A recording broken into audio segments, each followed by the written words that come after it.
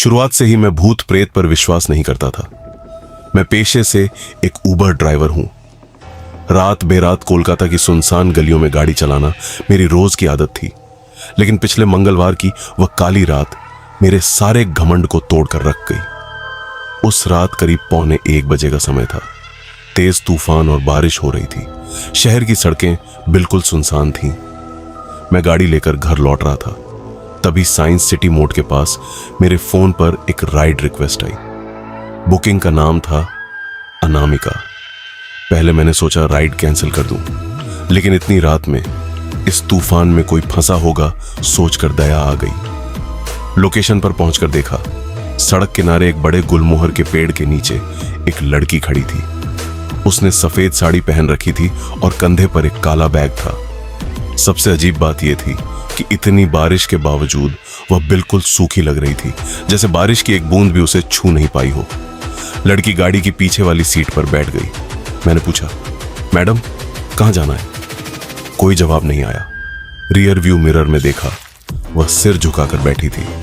उसके लंबे बालों से चेहरा पूरी तरह ढका हुआ था। मैंने ज्यादा ध्यान नहीं दिया और जीपीएस देखकर गाड़ी चलाने लगा। मंजिल थी एक पुराने कब्रिस्तान के पास का सुनसान इलाका।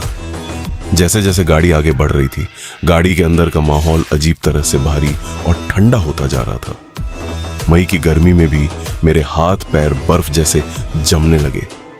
एसी बंद करने के बाद भी ठंड कम नहीं हो रही थी।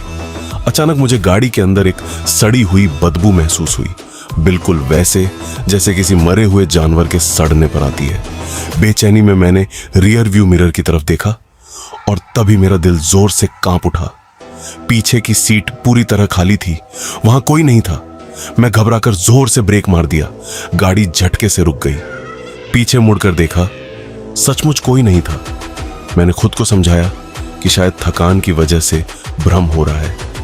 किसी तरह हिम्मत जुटाकर मैंने फिर से गाड़ी स्टार्ट की, लेकिन 2 मिनट बाद अचानक जीपीएस से अजीब आवाज आने लगी। स्क्रीन कांपने लगी और लाल रंग की हो गई। तभी पीछे की सीट से एक बर्फ जैसी ठंडी फुसफुसाती आवाज आई, क्या तुम मुझे ढूंढ रहे हो?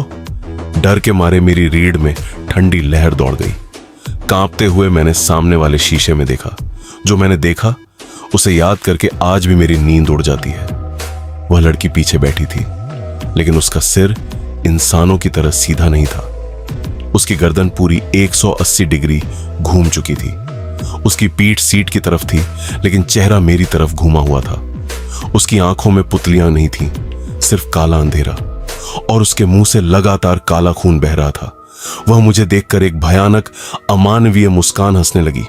मैं डर से चीख पड़ा। स्टीयरिंग पर से मेरा नियंत्रण छूट गया और गाड़ी सड़क से फिसलकर सीधे दीवार से जा टकराई। कुछ पल की खामोशी। अगली सुबह जब मुझे होश आया, मैं अस्पताल के बिस्तर पर था। पुलिस ने बताया कि स्थानीय लोगों ने मुझे गाड़ी से बाहर निकाला था, लेकिन सबसे डरावनी बात पुलिस ने उसके बाद बताई। उन्होंने कहा कि गाड़ी की पीछे वाली सीट पर बहुत पुराना सूखा हुआ खून मिला है, और जिस अनामिका नाम की लड़की की प्रोफाइल से मुझे राइड रिक्वेस्ट आई थी, वह लड़की ठीक 1 साल पहले इसी तूफानी रात में उसी गुलमोहर के पेड़ के नीचे सड़क हादसे में मर चुकी थी। तब से कहते हैं कि उसके अकाउंट से कभी कभी ड्राइवरों को राइड रिक्वेस्ट जाती है। मैं उस रात बच तो गया, लेकिन उसके बाद मैंने कभी रात में गाड़ी नहीं चलाई, क्योंकि आज भी जब आधी रात को बाहर तूफान और बारिश होती है, मेरा बंद फोन अचानक अपने आप जल उठता है।